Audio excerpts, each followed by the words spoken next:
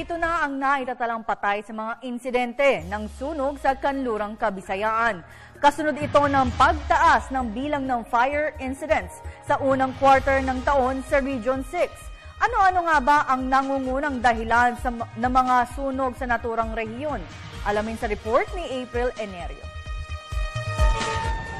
Umaabot na sa mahigit 75 milyong piso ang estimated cost ng mga fire incidents sa Kanlurang, Kabisayaan mula Enero hanggang Marso ngayong taon. Sa tala ng Bureau of Fire Protection of BFP, mula 322 na nakaraang taon, nadagdagan ito ng 12 insidente sa parehong mga buwan ngayong first quarter ng 20.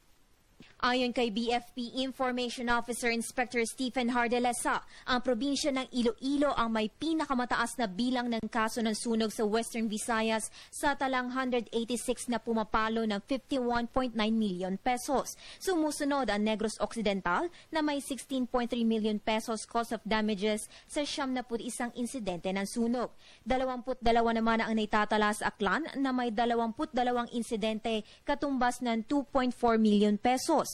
14 fire incidents at 1.6 million pesos sa may Capiz, habang 2.6 million pesos naman mula sa 13 kaso ng sunog sa may Antique. Ayon pa sa BFP Region 6, kumpara sa isang casualty na Enero hanggang Marso ng 2013, 7 na ang naitatalang patay sa mga sunog ngayong taon, 6 dito ay may edad 10 pababa. Dagdag pa ni Hardelesa, nangungunang dahilan ng sunog sa Kanlurang, Kabisayaan ang electrical overload at short circuits mula sa octopus connections at mga jumpers. Pati maging mga naiiwan na nakasindi mga posporo, kandila at sigarilyo ay pinagmumulan rin ng sunog. Sa harap ng pagtaas ng mga insidente ng sunog sa Kanlurang, Kabisayaan, patuloy ang pagsasagawa ng Bureau of Fire Protection ng kampanyang Iwas Sunog, lalo na ngayong Marso na selebrasyon ng Fire Prevention Month.